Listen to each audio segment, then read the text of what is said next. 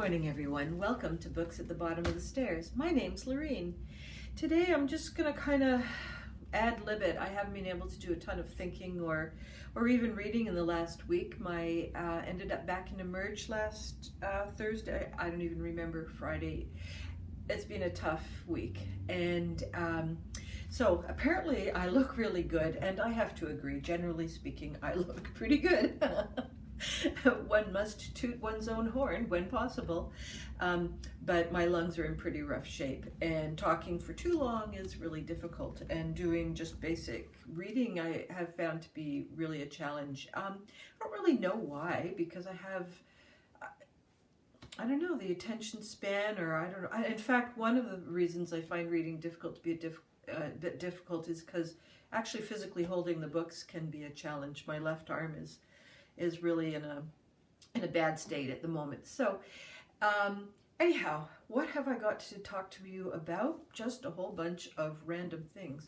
So what I also wanted to show you before I get talking is this pile of books. I guess I was feeling good one day, so we went to the library, and I went to my favorite section, which is the teens and children's section, and picked up a whole pile of books. You probably can't see the titles at all. I don't really like doing a video that's just a list of books, but these were all impromptu situations where it was completely impulse. And the one at the bottom is actually a Christmas book. It's Dr. Proctor's Fart Powder, Silent and Deadly Night. So I like a good fart story from time to time. I am Dutch. And then a bunch of holds came in from, oh dear, I thought that, I thought I was getting better, so I thought I would call in for these ones that were on my to-do list. So my to-do list includes Kevin Major's number 1 in his series, One for the Rock, which is a mystery series. Aggie Morton, Mystery Queen's second book, because I really enjoyed the first one. Gyasi's Transcendent Kingdom. I spoke last year about Homecoming, which I adored, so I have great hopes for that one.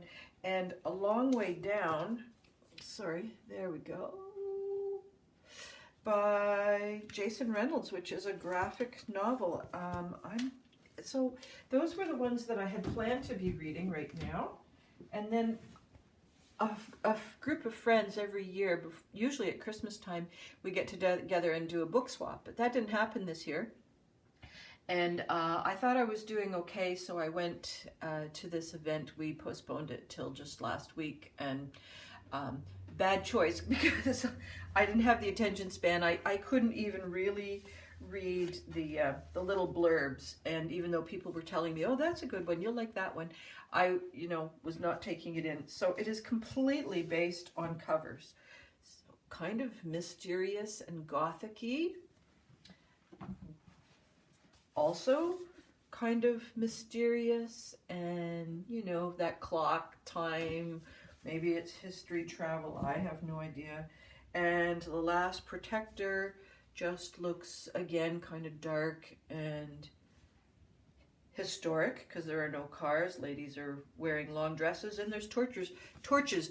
I have no idea what any of these are about, so completely based on image. And there was, I think there must have been about 40 books to, they all go on the table, and we all kind of mix through them and pull out what we like, and then we bring them back. Every time we meet, we bring back whatever we finished reading, and we trade them around again.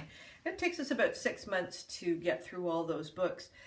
It's a fun thing to do if you've got a group of people that you like to talk about books with. And you get your own books back at the end.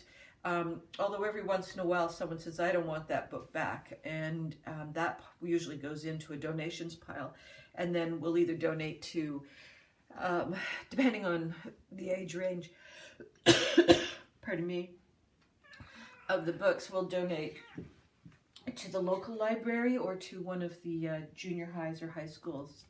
Well, that's Cleobel. We haven't seen her for ages. Yeah, she's always sleeping when I do these videos. So anyways, if that's you're looking for something fun to do, especially before the summer. This would also be a fun pre-summer thing to do, is just swap your books around and you know, for holidays. And we have one person in our group who really only wants holiday books. She has quite a lot of reading that she's doing for school, so she's just looking for books that would take her less than a week that she could read when she's, you know, between academic events. All right, what else have I got? This is for my book club that is supposed to be happening on Wednesday evening. Son of a Trickster by Eden Robinson. I have just opened it. I haven't even made it to the title page. I don't know what it's about, and yeah, I don't know. Don't think I'll have it finished in time. This is for an online book club that I'm reading with Mamaskatch. It's a Cree coming-of-age memoir, Danny and Aaron's book club, and I think we'll be talking about that at the end of the month, so I have a chance of getting that done in time. I did just finish reading Jacqueline Woodson's Before the Everafter. This is quite an interesting book in prose, and we are getting the point of view of ZJ. I think it's pronounced ZJ. In America it would be ZJ here. Jacqueline Woodson is just such a strong writer. She can't help but, you know, please us. And this is not disappointing at all. ZJ is the dad's name is Zachary, and the boy's name is Zachary something else, and so they call him ZJ. And ZJ is telling the story of his dad's ongoing struggle with well, it's not really dementia, it's brain damage, really. He was a professional football player, so been playing football since he was young, and concussion after concussion, and finally the brain is just not doing what it needs to do for him to be a functioning football player. But not only that, of course, he is suffering from other side effects. That means he's not even functioning as a 30-year-old man. So he's got shaking, he's got dropping of things, he has incredible memory loss, he's got mood swings, he can become violent, and this is in the 70s, when the Professional Football Playing Association was denying that this was happening across the profession. And so this is one of those stories. It's a reflective story in that it's going back to history and revealing one family's struggle with that scenario, not only of the increasing poor health of dad, but the lack of support from the professional players and stuff. So it's short. I think I was able to read it. Well, it doesn't matter how long it takes me to read things now. It's off the table. But this was definitely a strong book. It's not as good as Brown Girl Dreaming, but I think that's probably because I'm not really a big football fan. But in terms of writing style and technique and poetry and flow and emotion, it's really a strong, solid book. And that would be for middle readers. Yeah, it's in the junior section. All right, Every Heart a Doorway is definitely I would say YA or adult. I think if you like sort of fantasy fairy tale, kind of a little bit lurky, a little bit gothic-y. This is really, I was very, very surprised by this book. It's by Seenan McGuire, and I'm probably pronouncing that wrong. She has written quite a number of books, and she has the October Day series and the Encrypted series and two others. So she is experienced as a writer. And what we're encountering here are young people, some of them as young as 8-10 years old, and going up to sort of 18, 19. And they are at a special school that deals with children who have gone into alternative worlds and for whatever reason have had to return to our world. And for the most part, they're not coping well. And their parents, of course, don't get it at all. They don't. So the kids have gone to schools that are a bit more fairy related, or they're rhyming, or they're the other world, like what's that called? The underworld. There's all kinds of different worlds that the different kids have gone to. No two kids seem to have gone to the same world. And once they come back to our world, they're not able to find the door back in because either they have been expelled for some reason, maybe they've broken a rule or what have you, or they have been asked by the people of their alternative world to make sure that that's where they want to be. So this school is the one of people who, the people are trying, they would prefer to go back to their alternative world. They don't really want to stay in our world. There's another boarding school that we don't really see at all, and those are people who have come back from the alternative world and want to pretend it never happened. So how to reintegrate into our society. So some of these people have been missing for 5-6 years and have been presumed dead, and others have been gone for maybe a week, and the parents have assumed that they've been run away. So the headmistress is one of the, she's an older person, she's about 100 years old, and she started this boarding school, and I don't even know, we don't really get into the backstory of how she finds the children that have got this experience of going between two worlds, but they've all gathered together.